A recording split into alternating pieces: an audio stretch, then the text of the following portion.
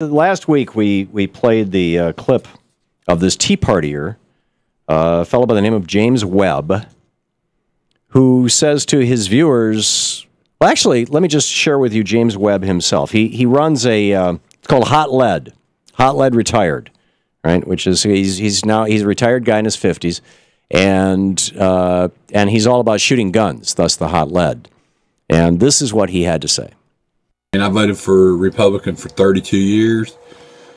I'm a charter member of my Tea Party Patriot chapter. A veteran of the U.S. Army.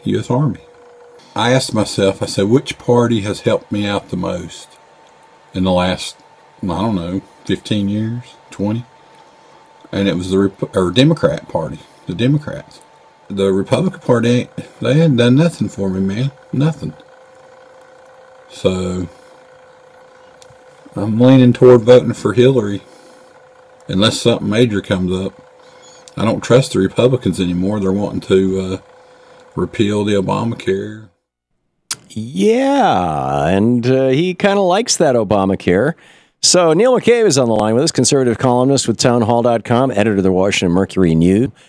Neil, welcome back. Neil? Yeah, hi. Can you? Yeah, hey. Okay. We're on the air. That guy really fills the screen, doesn't he, Tom? Yeah, he does. He gets right up to the into it.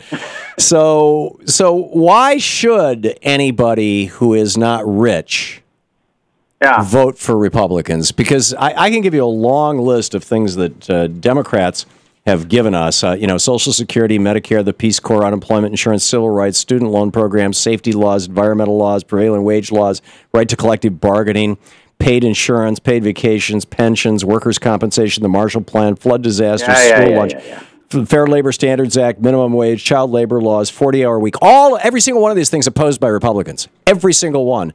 Can you tell me what? By me. Pardon? Right now, as I live and breathe, Tom. All opposed by you as we stand and talk. So why should, a long list, why should anybody who is not either rich or paid by rich people vote for a Republican? Well, I think that's the first problem. I've always said that one of the reasons why Republicans lose elections when they lose is they try to outbid the Democrats with voters. You can't outbid the Democrats. They don't care how much money they borrow from China or how much money they print up at the Federal Reserve. You cannot outbid the Democrats. So, if you want to know who's going to give you the most free stuff, well, yeah, it has to be the Democrats, of course. Okay, now hang on just a second, Neil. Let's qualify this statement. Let's hang on just a second. Yeah, I get it. No, hold on. You're making the argument that Democrats are basically bribing voters by doing what voters want. And I don't know. And I don't disagree with you that that's what's going on. And in fact, I think that is how democracy is supposed to work. You're supposed to get the government that you want. Well, but the giant caveat we need to put on what you just said is if you're in the bottom 90%, then nobody can outbid the government in terms of giving you Social Security and making sure that you get a decent paycheck. Top 1%.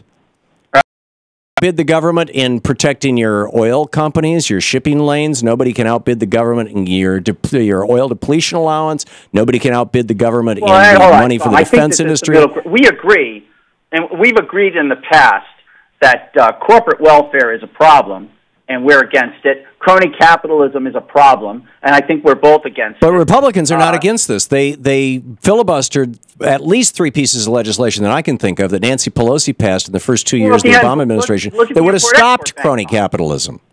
Do you support the Import-Export Bank? The Import-Export Bank, again, is the sort of thing. I would get rid of it. I'm telling you right now. I don't really care. The Import-Export Bank is a pimple on the butt of an elephant. The elephant here is the probably 500 or 600, maybe a couple thousand at the most, giant corporations and billionaires like the Koch brothers and the Walton family who have their hands out, and the government is pouring a never-ending stream of money into their hands, and then the Republicans are making sure that it's always there. So yeah, if you're rich, vote Republican. I get that, but why? Like a guy like James Webb. Talk about this guy who describes himself as a charter member of his Tea Party. Right. veteran, right? He probably, I'm guessing from his age, he might have enjoyed that 25% pay increase that he got under Ronald Reagan. He might have enjoyed some of the new equipment that the Democrats voted against. He might have enjoyed the housing, and the other things that, if he was a career. Now, I've had people pitch that, Reagan raised the pay of the military a couple of times. And what happens every time somebody says that is veterans who were in active duty in the 1980s call up and go, no, it wasn't Reagan who did it. And it wasn't 25%. No, Tom, I'll tell you flat out, it was Reagan. It went into effect during Reagan's administration. It was set up before he became president. Did he sign it?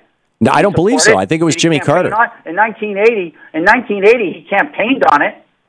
He didn't stop it, so it may have been in the works, but he didn't stop it. Yeah.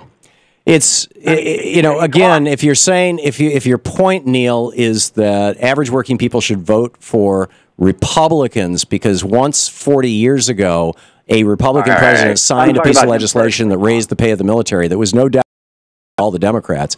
I don't think that's going to fly. Well, you got to give. I mean, there's. Let me just say that there are independent voters listening and watching. Neil, here's your opportunity to give a sales pitch. Why should the average working person vote for a Republican? I think flat out we should go back to what Abraham Lincoln said the purpose of government was. The purpose of government is to take the burden off of the shoulders and to clear the path so that people can make their American dream and not put things in the way. Now, this guy Webb, he's talking about, when you listen to his statement, he's talking about, that the Democrats and Obama have given him, subsidized gym membership, which I'm not convinced. Well, this is like what Lincoln did so that people could have that clear way. He funded 56 land-grant colleges, free college education for every student in the United States. Yeah, that was Lincoln. I don't think we're ready to strip the land-grant colleges, Tom. But we already have. Reagan did. They used to be free. Obamacare thing. I mean, the purpose of Obamacare, I'm convinced, was not to improve health care. It was to give hundreds of millions of dollars, billions of dollars to Democratic operatives, connected computer companies, PR firms. No, that was the purpose of Medicare Part D. Boondoggle. If you took them, you could actually say the money we've spent setting up Obamacare, if we had just divided it up and paid insurance premiums, we might have actually moved the needle. Well, there, I'm not going to argue with you, Neil. The money that we spent setting up Obamacare went to private for-profit corporations who totally screwed it up.